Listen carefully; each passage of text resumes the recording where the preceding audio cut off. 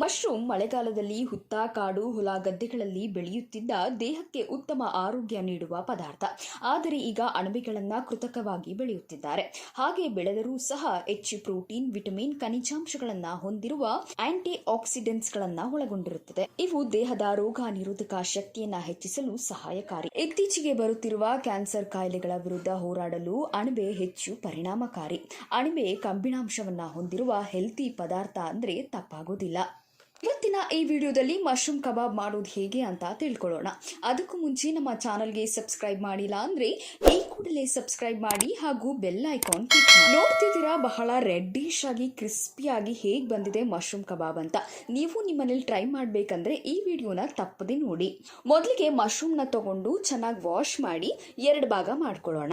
ಇದಾದ್ಮೇಲೆ ಮಶ್ರೂಮ್ಗೆ ಗರಂ ಮಸಾಲ ಆಡ್ ಮಾಡ್ತಿದ್ದೀವಿ.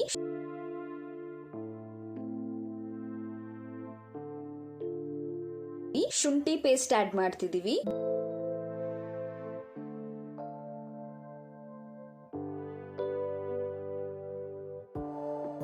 ಬೆಳ್ಳುಳ್ಳಿ ಪೇಸ್ಟ್ ಕೂಡ ಆಡ್ ಮಾಡ್ತಿದ್ದೀವಿ.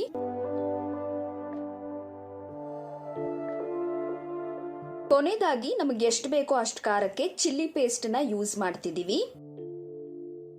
ಈಗ ಈ ಮಸಾಲೆಗಳು ಮಶ್ರೂಮ್ಗೆ ಚೆನ್ನಾಗಿ ಹೊಂದ್ಕೊಳ್ಬೇಕು, ಆ ರೀತಿ ಮಿಕ್ಸ್ ಮಾಡೋಣ.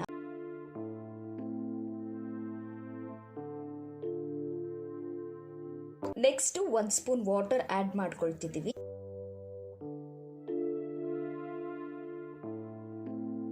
ಅದಾದ್ಮೇಲೆ 1/2 ನಿಂಬೆ ಹಣ್ಣನ್ನ ಯೂಸ್ ಮಾಡ್ಕೊಳ್ತಿದ್ದೀವಿ.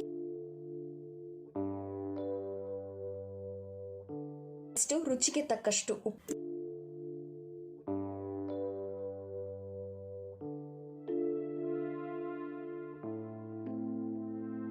ಫುಡ್ ಕಲರ್ ಬೇಕಿದ್ರೆ ಯೂಸ್ ಮಾಡ್ಕೊಳ್ಳಿ, ಇದು ಆಪ್ಷನಲ್.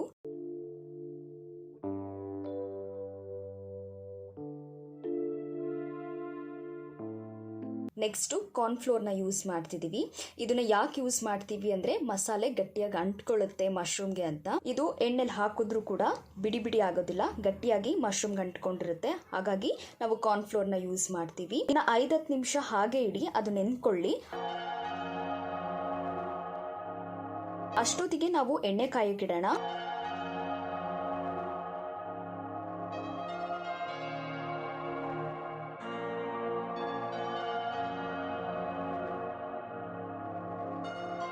ಬಾಂಡ್ಲಿಯಲ್ಲಿ ಎಣ್ಣೆನ ಕಾಯಕ್ಕಿಟ್ಟಿದ್ದೀವಿ. ಇದಾದ್ಮೇಲೆ ಕಾದಿರೋ ಎಣ್ಣೆಗೆ ನಾವು ಮಿಕ್ಸ್ ಮಾಡಿರೋ ಮಶ್ರೂಮ್ನ ಹಾಕಿ ಚೆನ್ನಾಗಿ ಕ್ರಿಸ್ಪಿಯಾಗಿ ಇದು ಮಾಡ್ಕೊಳ್ಳೋಣ.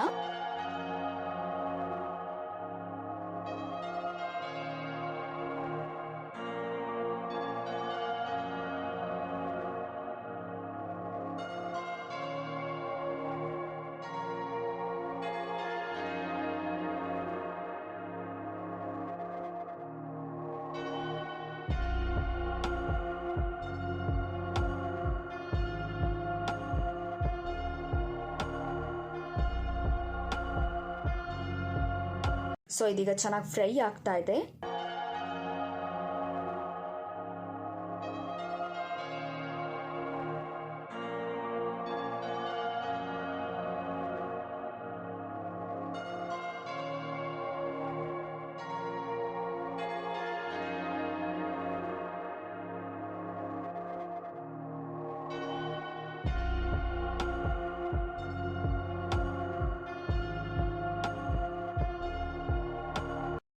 ಫ್ರೈ ಆದ್ಮೇಲೆ ನಾವು ಈ ರೀತಿ ತಟ್ಟೆಗೆ ಹಾಕೊಂಡಿದ್ದೀವಿ. ಇದೀಗ ಮಶ್ರೂಮ್ ಕಬಾಬ್ ಸವಿಯಲು ಸಿದ್ಧ.